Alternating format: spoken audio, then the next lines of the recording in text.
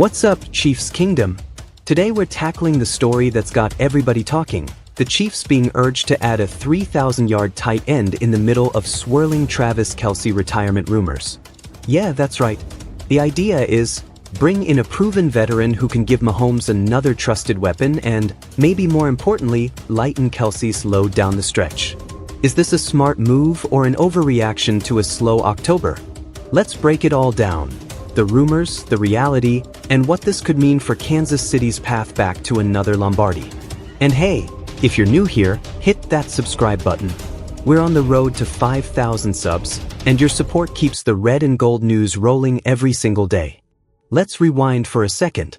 Every offseason, one question lingers around the Chiefs. How much longer will Travis Kelce play? The guy's an all-time great, 10 straight 1,000-yard seasons, multiple rings, a Hall of Fame lock. But he's also entering his mid-30s, and after every deep playoff run, you can tell the grind is catching up. Earlier this year, rumors surfaced again that Kelce might be thinking about life after football. Then, as always, he shut it down, saying he's still having fun, still chasing greatness. But that doesn't stop the speculation, especially when he has a quiet game or takes an awkward hit. The Chiefs have done a decent job preparing for the long term. Noah Gray has developed nicely into a reliable T2, great route discipline, sure hands, and chemistry with Mahomes. Then you've got Jared Wiley, a promising young piece with size and upside, and veteran Robert Tonyan, who brings experience and blocking chops. Still, none of those guys are Kelce insurance. None of them force a defense to change its coverage shell or bracket assignments. That's why some analysts are saying Kansas City should add a 3,000-yard veteran T, someone with a resume, someone who can take meaningful snaps now, not just fill in if someone's hurt. Because, let's be honest, the Chiefs are built for January football, not regular season stat padding.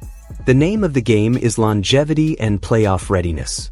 So let's talk about what this kind of move really means. Adding a proven veteran tight end isn't about replacing Kelce. It's about supporting him, helping manage his snap count so he's fresh when the lights are brightest. In Andy Reid's offense, the tight end isn't just another receiver, he's a chess piece. He motions, he blocks, he chips, he runs option routes. He's part of every layer of the passing tree. When you line up a veteran TE with 3,000 plus career yards across from Kelce, you force defenses into impossible choices. Do you bracket 87 like usual?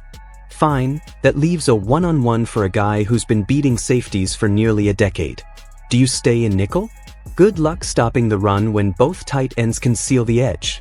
This is where 12 personnel gets nasty. Reid and Mahomes can disguise formations, pull linebackers out of gaps, and set up play-action throws that rip through the seams. Mahomes loves quick processing options. He's at his best when he can look left, read leverage, and fire to whoever wins the first step. A second reliable T gives him that comfort zone. It's also about protection. A veteran tight end who can block just enough buys Mahomes the extra half second he needs to hit Rashee Rice on a crossing route or Hollywood Brown deep.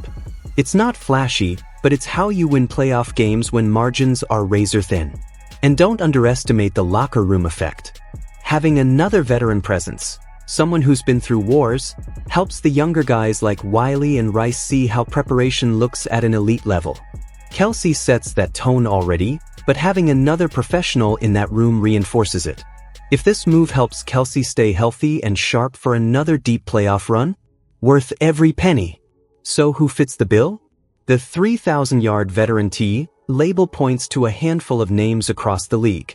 Guys like Mike Gesicki, who's sitting on 500-plus career yards, long, athletic, great hands, and just looking for the right system fit.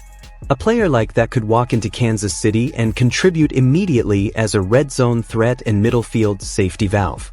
Then there's the dual threat archetype, someone who can block and still hurt you on seams. Think of an Austin Hooper type. Not a superstar, but a professional route runner who knows how to find soft spots in zone and keep chains moving. What Andy Reid needs isn't flash, it's functional versatility. He wants to call 12 personnel and keep the defense guessing. With another legit T, you can line up heavy, then motion into empty. You can show run, then leak one out into the flat.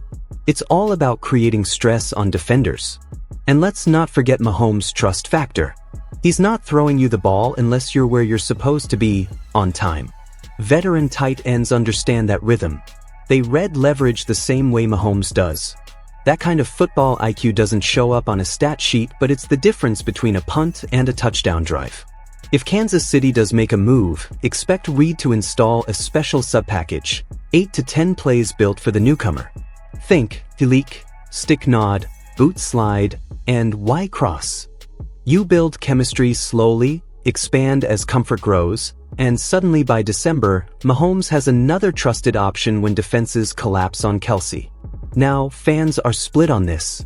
Some say, "We've got Kelce, we're fine." Others point to how quiet the offense can get when he's doubled and no one else steps up.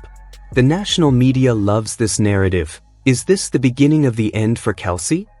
But that's lazy talk. The truth is, he's still elite. He's still the guy. What Kansas City wants is sustainability. They don't want to wake up in week 16 and realize their offense has been too Kelce dependent to adjust. And from a team-building perspective, this is a proactive move. You're not waiting for an injury to panic sign someone in December. You're building continuity early, so by the playoffs, everyone knows their role. Adding a veteran also sends a message to the locker room that the front office is all in again. No complacency. No, we'll see how it goes.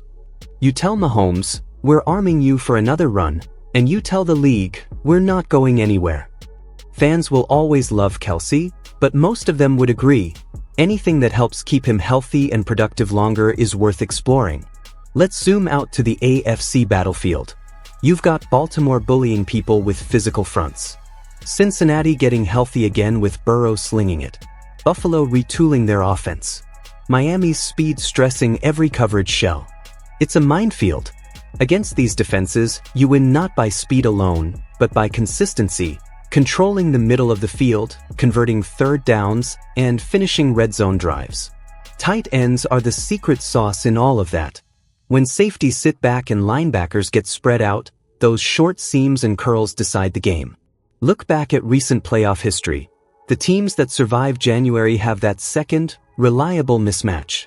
Whether it was Gronk and Hernandez in New England, or Andrews and Likely in Baltimore, two capable tight ends force defenses to declare their hand early.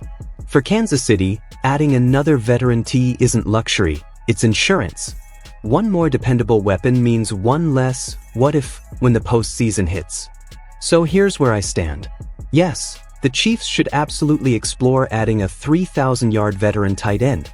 Not because Kelce's done, he's far from it, but because this is how dynasties stay dynasties.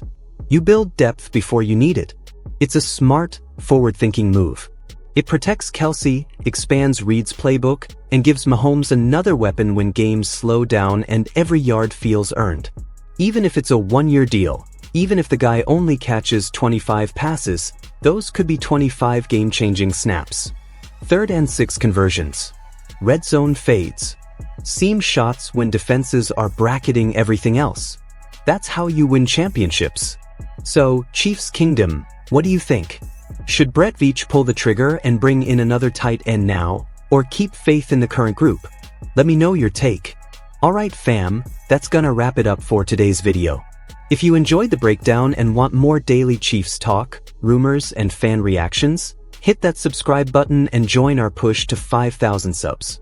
Drop your takes in the comments, and join the road to 5,000 subs right here on Kansas City Chiefs Today, the home for real Chiefs fans, every single day.